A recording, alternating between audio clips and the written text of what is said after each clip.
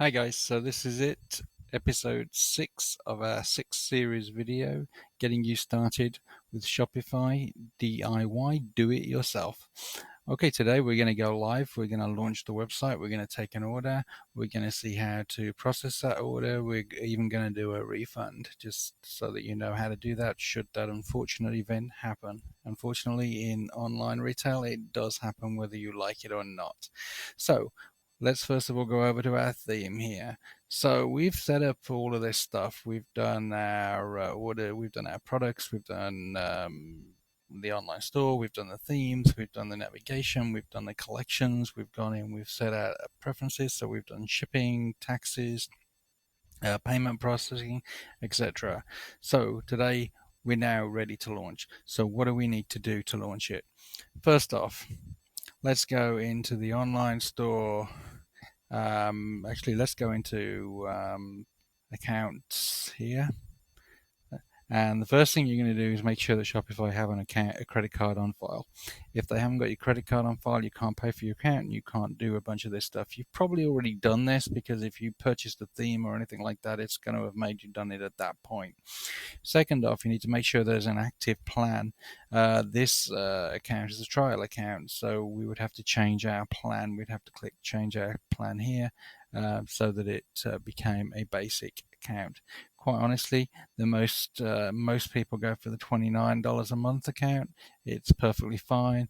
The difference really is in the credit card processing charges, shipping rates if you're going to use Shopify to do your actual shipping, and you get a couple of extra features, gift cards, professional reports, abandoned cart recovery, and that's the $79.90. Most people I work with start with the $29 account. Okay, so let's have a look at what else we need to do. So we've paid for it, we've got a basic account set up.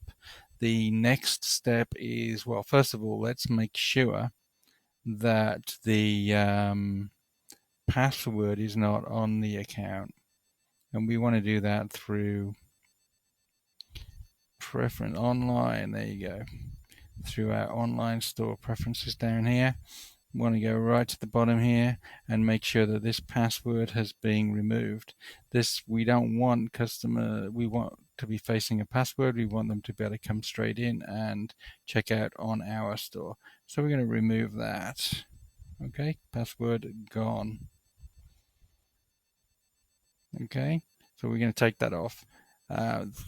After we've taken the password off, it's basically now live on the domain name that Shopify gave us, which in my case is FT004.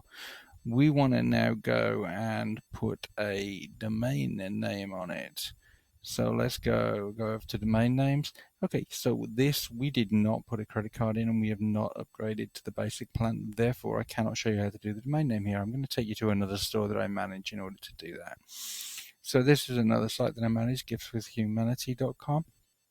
And what we're going to do, what we're seeing here is our domain name screen. Okay, so we have the domain name that Shopify gave us, in this case aedevmyshopify.com, and we have the other domain names that we've attached to this. I just refresh this screen so that we get past all this checking stuff. Not sure why it's doing that, but it should now check out pretty straightforward. There you go, all active. So this is the domain name that we currently use, and note that it's got the part without the www as well as the part with the www. So how do we set that up? If your domain name is hosted with another provider like GoDaddy, Network Solutions, something like that, then you're going to want to click Add Existing Name. If you do not have a domain name and you tend to purchase it from Shopify, then you can purchase it through Buy New Domain Name. There are some advantages and disadvantages to each. If you buy the domain name through Shopify, note that they do not handle email. What they do is they forward your emails to another account, so you can set it up so that all of your emails at your website go to your Gmail account, for example. If you set it up through somebody like GoDaddy, then they will sell you separate email services, but you do have to pay for them. So it depends how much of an email service you want. Personally, I would recommend purchasing your domain name from a separate provider. That way you're not tied into Shopify. If at some point down the road you decide that Shopify is not the solution to you, you don't have to worry about moving your domain name and things like that. Okay, so you're going to add an existing domain name and put it in here without the www. You put it in something along those lines. Obviously spelled wrong, but we don't care. Okay, and then you click add domain. When you do that, Shopify are going to give you a set of instructions on how to then go to your third-party domain registrar, so GoDaddy for example, and to set that domain name up. Basically, two things you have to set up in what's called the DNS of that domain name, and that is an A record and a CNAME record. Shopify give you pretty good instructions on how to do that, so don't panic about it. Just follow their instructions. It's really pretty straightforward. If not, you can always give Shopify a call. I'm sure they'll help you with it. Okay, make sure that once it's in, you pick a domain name that you want the site to be represented by. So, in my case, I've picked www.giftswithhumanity, and I've checked the redirect all traffic to this domain name. That's important. We don't want to be splitting the traffic between different domain names. Your website is branded under one name. Let's use that one name. Okay, so you save all that, domain name set up, your account set up, and there's no password on the front. Basically, you're live. Okay, let's go back to our demo site here.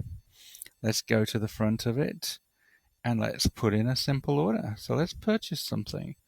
Let's purchase one of these angels. I'm going to add one to the shopping cart. There it goes. And I'm going to then go into the cart, and I am going to check out. And we set this site up so that there's a test checkout method which does not require a credit card. Obviously, we would want to take that off before we truly went live with it. So I'm going to give it, and I'm going to call it Kevin at, I don't know, testdrive.com. That's a fake email address, obviously. And I'm going to call it Kevin Drive. Okay, so we're going to be looking for an order for that. I'm going to give it a domain name, an address, or let's call it 32101. Give it a city. I am quite confident that this address is not accurate, but I don't think Shopify is going to give me a problem with that. Okay, so let's then check out with that. Go to shipping methods. It's now going to look for a shipping method, and it's going to be based on the price of the product, because that's how we set our shipping up for domestic orders. And in this case, it's offering me a method of $4.95. Let's go to the payment methods. Now, we did set the Shopify credit card up, so it's offering me that first. And we also set up this test checkout method. So I'm going to use the test checkout.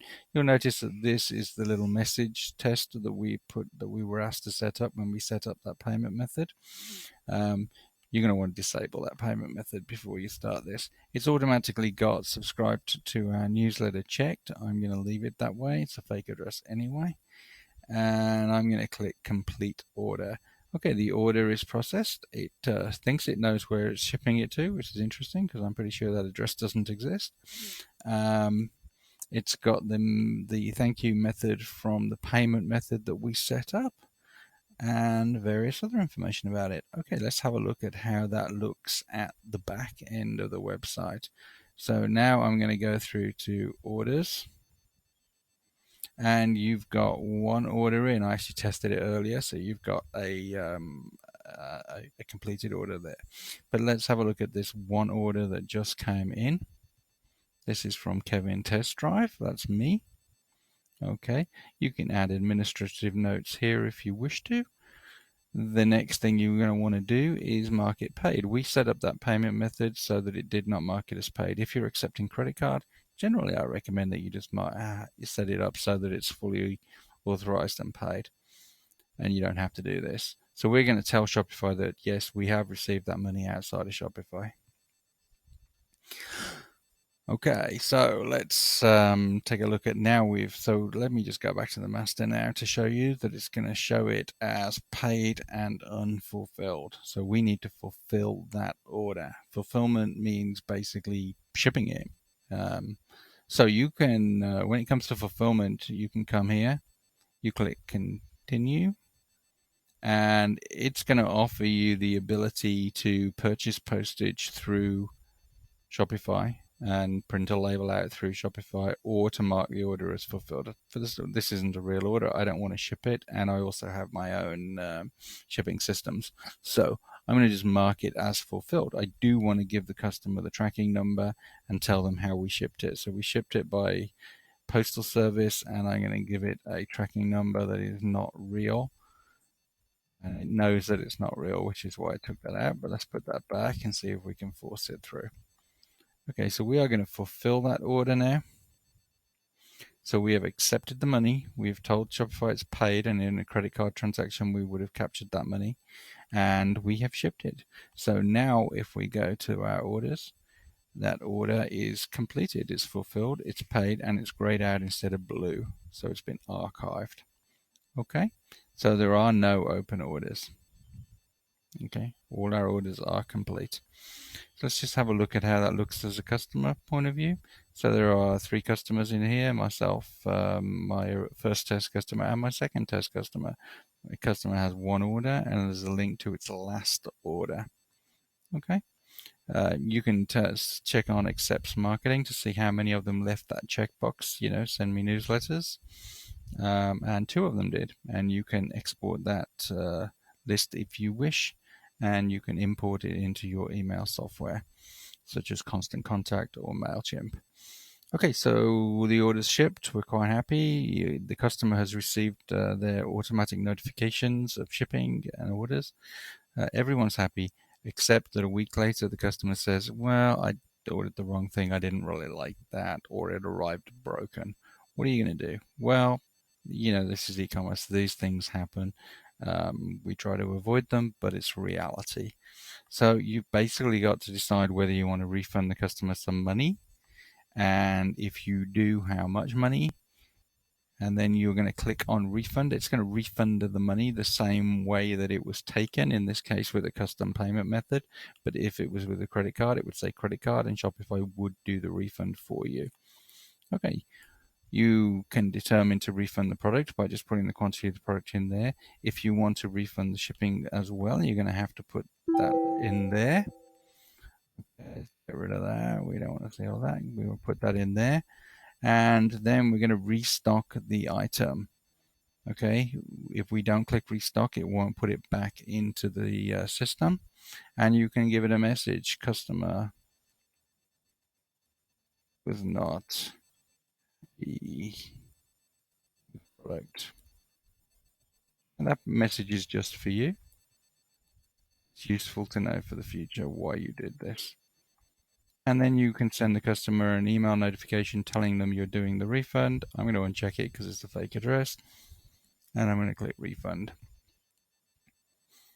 Okay, you will now see, if I go back to orders, that the order has been refunded 100%. It's been fulfilled, it's been refunded.